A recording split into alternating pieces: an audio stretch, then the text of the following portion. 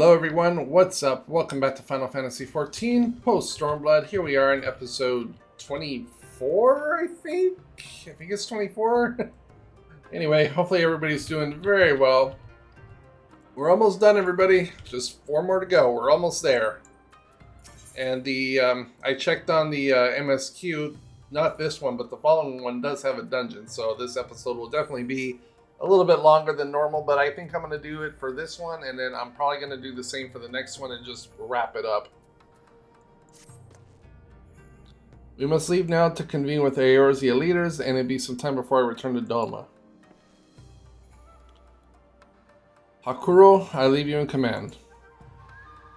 My lord. Oh yeah, that's this guy right here, yeah. Wolf dude.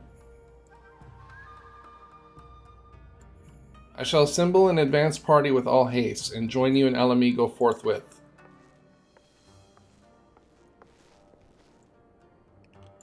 I've just received word from Lise. The Alliance have established a base camp near Alamigo's northeastern border.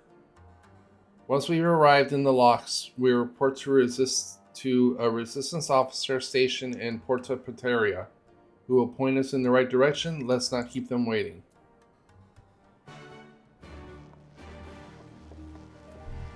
Okay. So it's going where now?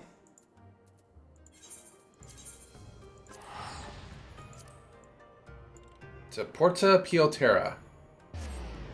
Preotera. Not Piotera, Preotera.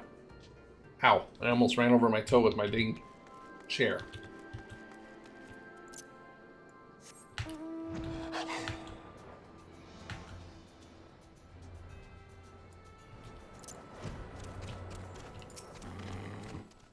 Ah, you must be the Scion party I was told to look out for. If you'll follow me, I'll take you directly to Alliance headquarters. Well, yes, of course. Why would I say no? What's wrong with you?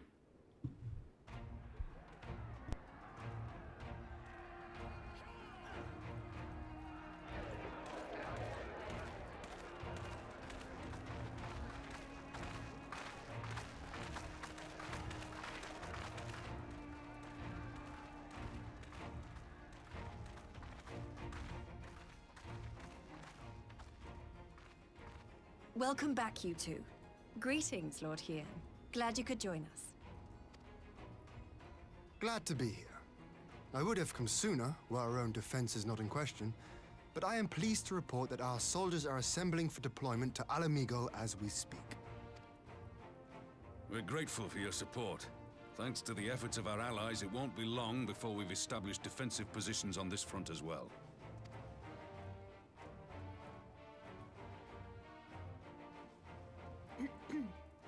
We have some good news too. Alphino has come back to us. As for the bad news...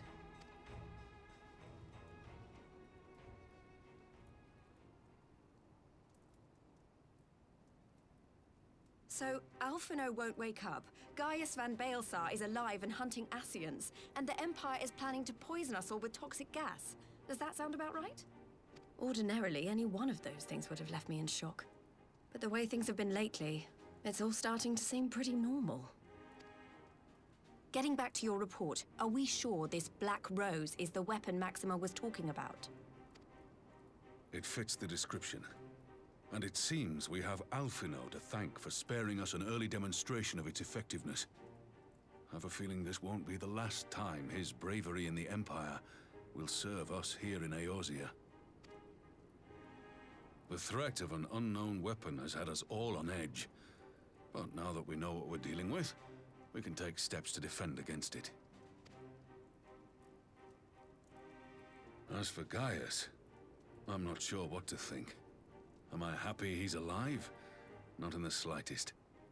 Am I happy he's hunting Ascians? Aye, I'd have to say I am. Oh, speaking of Garleans you didn't expect to see, we have a tale of our own, as it happens. When we sent envoys to the Imperial Army to request talks, they returned with the message that Varissos Galvus would be attending.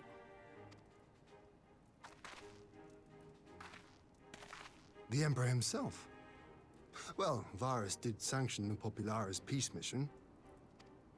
but knowing that an Ascian walks in his son's skin, I do not see how we can trust him or anyone from that nest of vipers. The Alliance would proceed with negotiations regardless, if only to give ourselves more time to prepare. We do, however, require your cooperation. Right. Yes. So, as a condition for the talks to go forward, the Empire has requested that a member of the Scions be present. There'll be a representative from each Alliance nation, of course, but I'm afraid we have to ask that you come along too.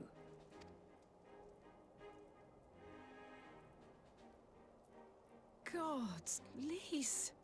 You know how much I hate politics. But then, what choice do I have? Alphino and the others aren't going to do it. Very well. I shall attend as the Scion's representative.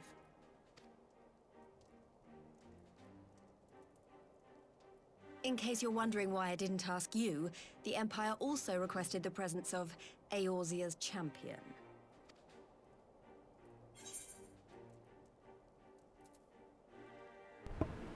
I'm not fond of politics either. Oh, you're not, are you? Come on, if Alizé can put on a brave face, then so can you. Now, we don't know what Varys means to bring to the table, or why he wants you there, but having you close at hand should make all the difference. The meeting will take place on the border. Anticipating an early assault, we mean to position the bulk of our forces nearby. The Alliance leaders should already be on their way. Once you're ready, we can head out and join them.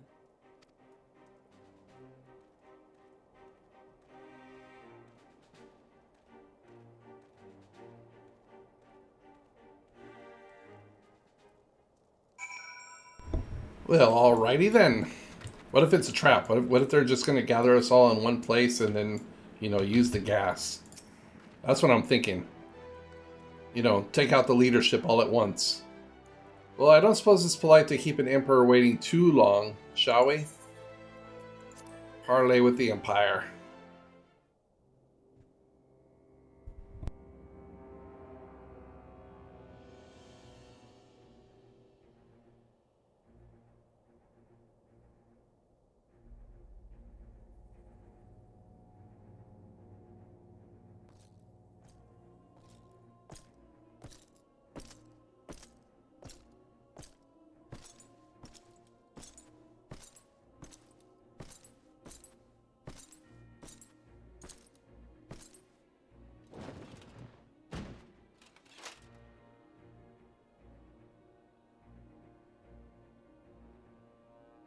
Esteemed representatives of the Eorzean Alliance. On behalf of the Garlean Empire, I thank you for inviting me here today. As this parley was convened at your request, I invite you to speak first. Very well, Your Radiance. I, Nanimo Ulnamo, 17th in the line of Ul, should be pleased to oblige you. As recent events in Alamigo and Doma have made plain, the subjugation and exploitation of neighboring nations is not a sustainable policy. Should this day end in war, you may very well defeat us, but you will never extinguish the people's desire for freedom. Though it may not be in our lifetime, there will be another revolution, another war, and the cycle will continue. Doma has entered into a concord with the nations of Eorzea, a partnership wherein we recognize one another as equals. Garlemald could be afforded similar treatment. You need only set aside your ambitions and join us in paving a path towards peace.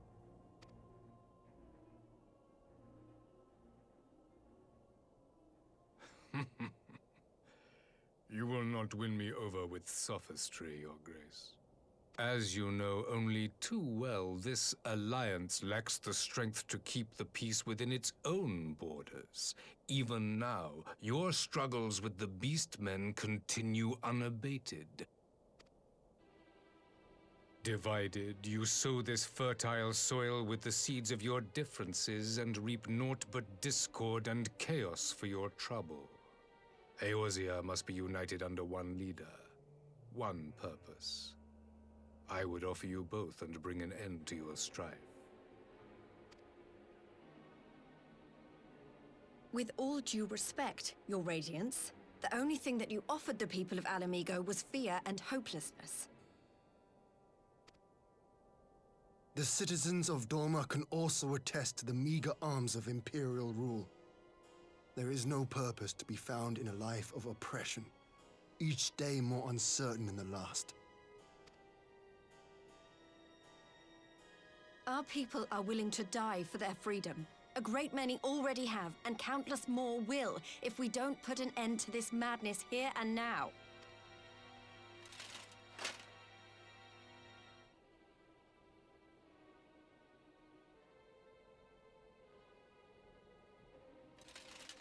We brought order and stability to your lives. This madness and bloodshed is of your own making. You broke the peace, not Garlemald. Peace. Order. You kill our peoples, despoil our lands, take everything that is ours. And what? You expect us to lick the boot that grinds our faces into the dirt?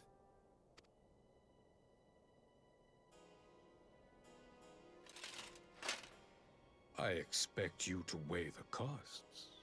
To recognize that countless lives have been lost on both sides in pursuit of a greater good, and to not squander all we have achieved in a fit of petulance.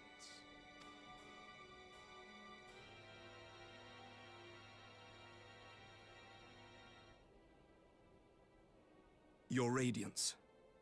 I fear I can personally attest to the dangers of pursuing one's vision with such righteous fervor.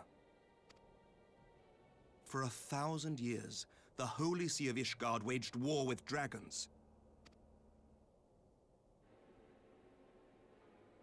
1,000 years of sacrifice, of sorrow and hate, in which we bathed in the blood of friend and foe alike. Had it gone on any longer, we may well have drowned. Yet we have chosen to raise ourselves out of this bloody spiral, and have since made peace with our former enemy. So I understand. No doubt the dragons were more receptive to your overtures in the wake of their leader's demise.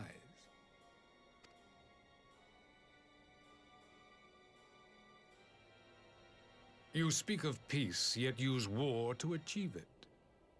Your father would not have bothered to obscure his intent with honeyed words. He understood that strength is all that matters in the end.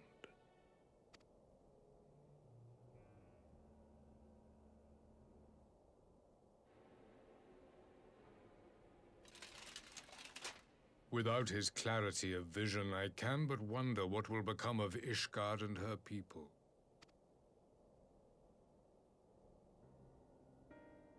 There was a time when Garlemald, too, lacked a leader of conviction.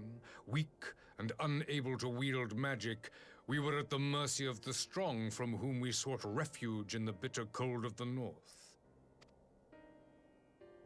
Were it not for the discovery of ceruleum and the subsequent development of magitech, we might never have gained the power to take back that which was rightfully ours.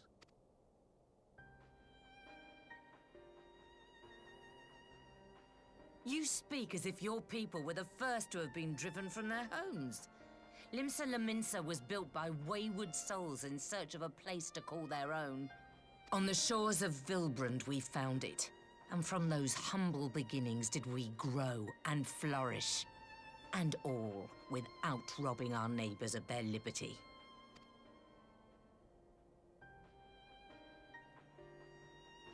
So saith the pirate. Am I to believe that you simply asked the kobolds to yield up their lands and that they were happy to oblige you?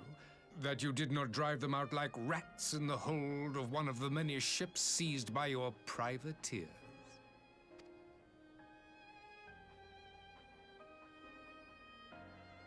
I will concede that after centuries of exile, reclamation may be mistaken for invasion. Nevertheless, it is not. And those who till stolen soil have no right to object when cast out in turn.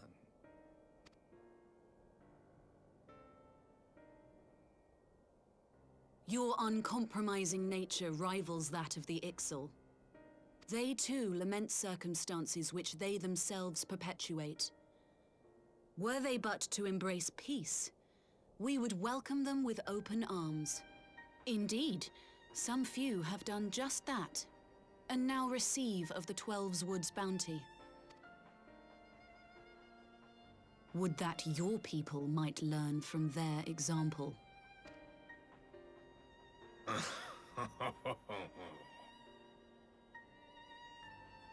You dare compare us to the Birdmen? You who thought to invoke the 12 and threaten all of creation?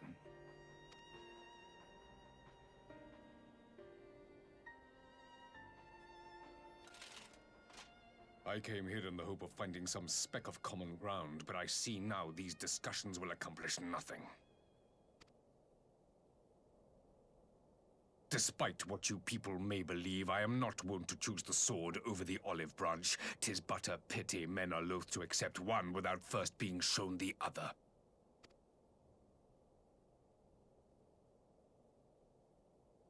Wait! I beg you. This meeting was supposed to be a chance to find a way forward together, not to bemoan the missteps which brought us here. Please. If you truly consider violence a last resort, there must be a way we can come to an agreement.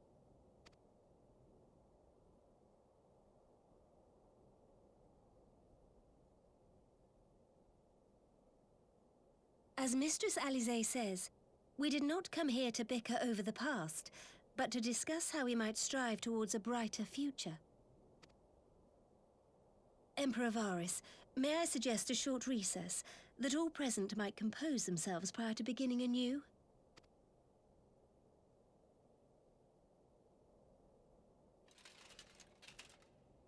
Very well. I pray this intermission will suffice to move these talks in a more constructive direction.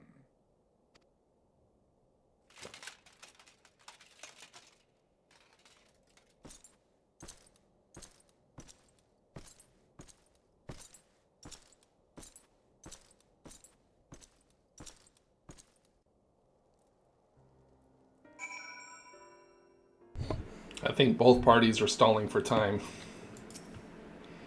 Phew! This really is not my forte. After his Radiance's little performance, it was all I could do to not swear at him. I honestly don't know how I ended up playing the mediator. I just asked myself what would Alphinaud would have done. Tried my best to do the same, and by some miracle, it worked. But there really is no common ground to be found with that man, nor do I think he looked for any. So the question becomes, what did he come here to do? Because you may be certain it wasn't to make peace. Whatever it is, I can't make it out. Not yet, at least. We do have a little time before the parley is due to reconvene, though.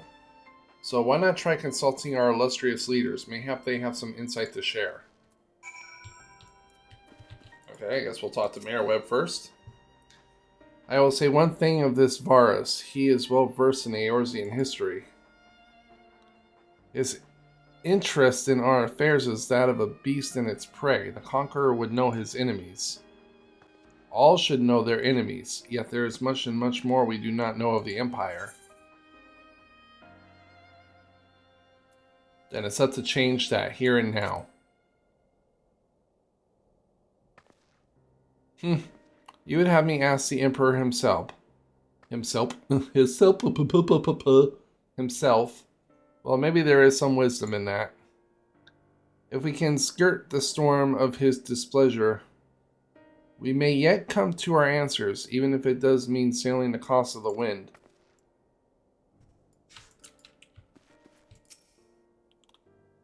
This parley was never likely to bring peace, but I had hoped to learn something of Emperor Varus' relationship with the Ascians. As had we all. Yet if he is in league with them, he is not likely to volunteer the fact, and if he is not, how much weaker would his position seem for their presence? If we are to bosh that particular aspect, or bosh that particular subject, we will need to be subtle. But that I knew more of a man. If you would indulge me, Lord Hien, we received an imperial education. Did you not? Is it true that the Emperor's will is considered absolute? There is no higher authority in Garlemald, nor else in the heavens. Come to that, veneration of the gods is forbidden, the only worship permitted being that of His Radiance's own person. That sounds suspiciously like a religion in itself. Like he's trying to play God. I share your disdain for their hypocrisy. Even as they didn't generate the idea of faith, they revere their leader with the favor of others reserved for the divine. 'Tis a flaw common for much of the doctrine they fed us. Logical on the surface perhaps, but contraceptory upon closer examination. I wonder if a discussion of various discrepancies might prompt Varus to reveal something.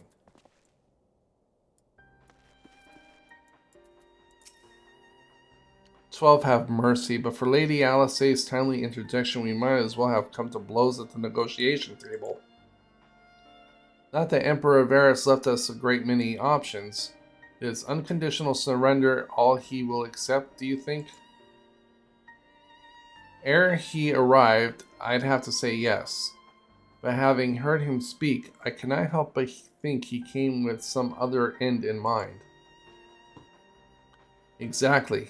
He's building up to something. I know it. How then should we approach the rest of this parley? Have you anything to say, Warrior of Light? Invite Varus to explain himself. You believe he is more apt to reveal the truth if we put him at ease? Mayhap you are right. Thank you, Kara. Alright, well, I guess it's time. You've spoken with everyone then? Good. Now all that remains is to await the pleasure of the Emperor and hope we fare better at the second attempt.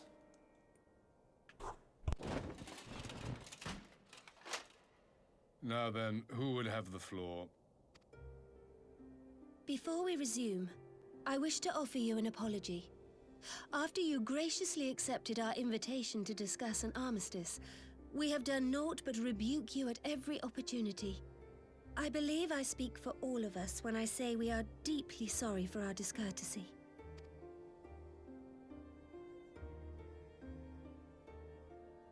I'll admit your familiarity with our affairs surprised me, and served to remind me how little I know of yours. I think all here can understand the desire to reclaim one's homeland. But why expand further? That is my question. If I may, the answer can be found in the Imperial doctrine they took great pains to impart to my people. Recognizing the threat icons posed to the world, Solus Zos Galvus decreed that they were to be eradicated. To this end, he began a campaign to unite all lands under the Garlean banner. Or so we were taught. Yet the Emperor only reached the burn, the Baron said to have been laid waste by icons, after conquering all the lands that lay between. What is more, I am quite certain the practice of summoning was not nearly so widespread in the days before the Empire's founding. When you put it like that, it all starts to sound like an excuse, doesn't it? But to distract from what? Why are you really waging this war?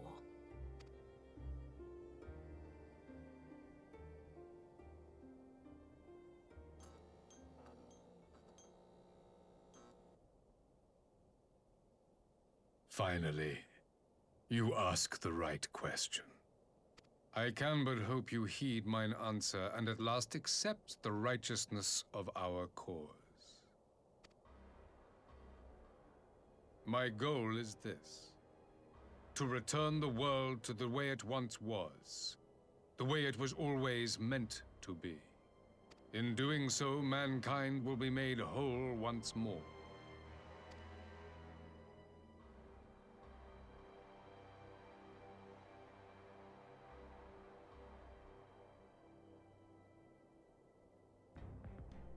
No longer will we suffer from the dissension born of our differences. There will be but one race, a perfect race, as we were when time began. What in Rhalgr's name are you talking about? I am talking about the origins of this star, of the source and its 13 reflections. At the instant of the great sundering, 'twas not only the world that was shattered, but mankind itself. Thus were we divided into myriad races, each with its own unique imperfections.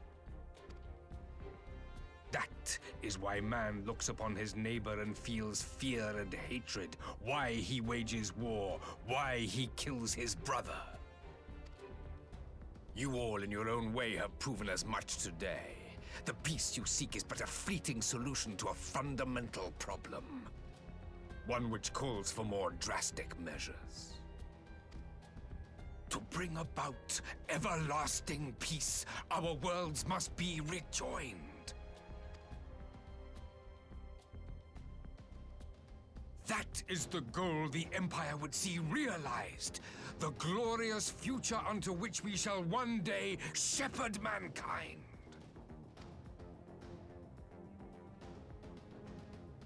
A rejoining of worlds.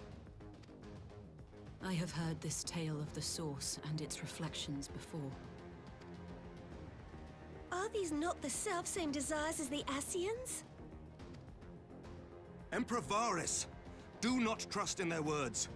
They will lead you to your doom. My father thought to use them, but in the end he succumbed to their temptations. He embraced summoning like so many other pawns before him. Do not tell us you mean to do the same.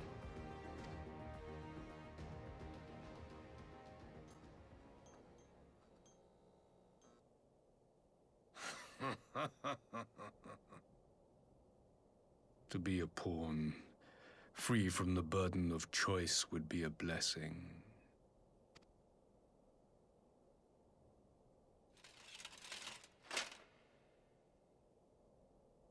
But I forswore that privilege the day I learned that the Garlean Empire was built by the hand of an Ascian. What?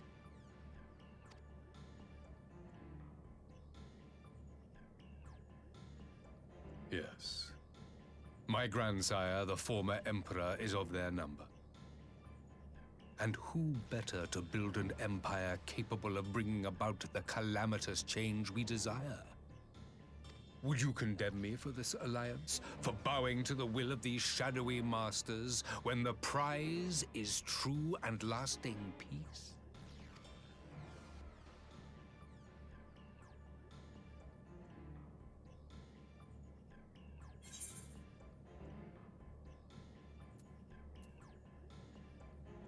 Your prize is a lie. Your master's demons. I come not to conquer, but to liberate. To free man from the prison of divergence. Imagine a world united. One perfect race beneath a single standard. An army before whose might these servants of darkness and light would fly as leaves in a storm, never again to meddle in man's affairs. We would be the masters of our own fate. I bid you join me, not as subjects of Garlemald, but of a new nation. And together we shall win freedom for ourselves and generations yet unborn. You want to trigger another half-dozen calamities? You can't be serious!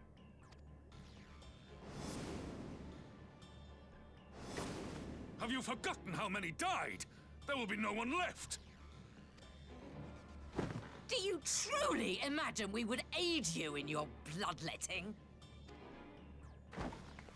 It is unthinkable. Unconscionable.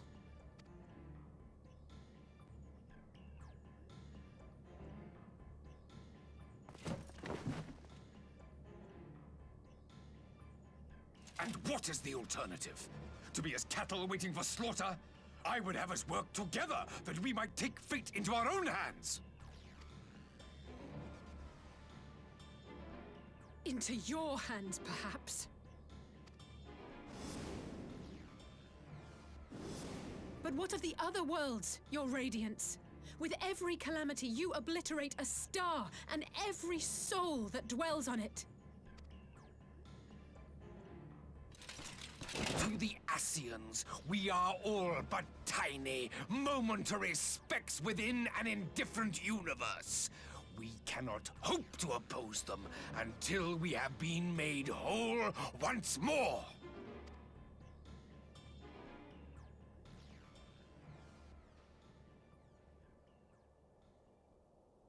Are these truly the words of Garlemald's ruler? The flaws and foibles which you so abhor are what make us who we are. Every nation, even yours, Emperor Varys, is made whole through the combination of these imperfections, the strengths of one compensating for the weaknesses of another. While it is true that man succumbs all too often to anger and avarice, he may yet overcome his baser instincts through the forming of bonds with others, fostering community and cooperation. That the protector of an empire should not only reject these fundamental truths, but seek to change them at so dear a cost to life is indefensible. Such a man is not fit to govern.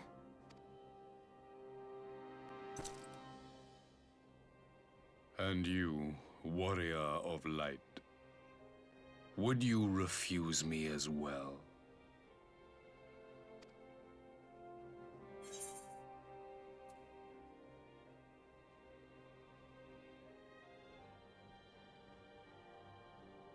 Let's say we can defeat the Ascians as we are.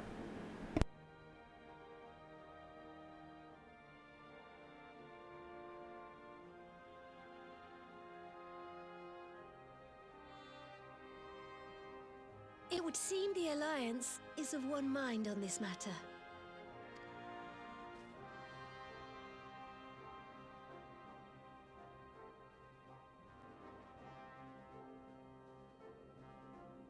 You Eorzeans never cease to disappoint me. Though I suppose I have only myself to blame for expecting more from savages. This discussion is at an end. I bid you make ready for our next meeting. It will not be at the negotiating table.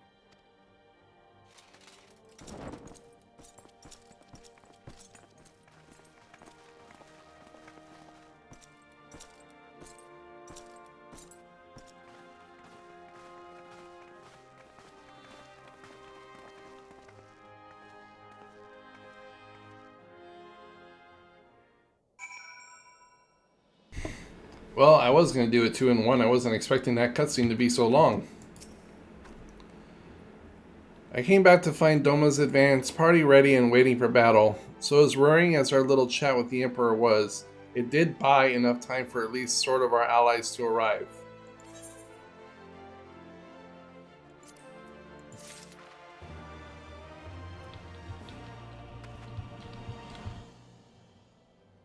Alrighty everybody. I'm going to tell you what. We're going to go ahead and end it here. And what I'm going to do this next quest. And then the final two will just be in one episode. Because I know this one leads into a dungeon.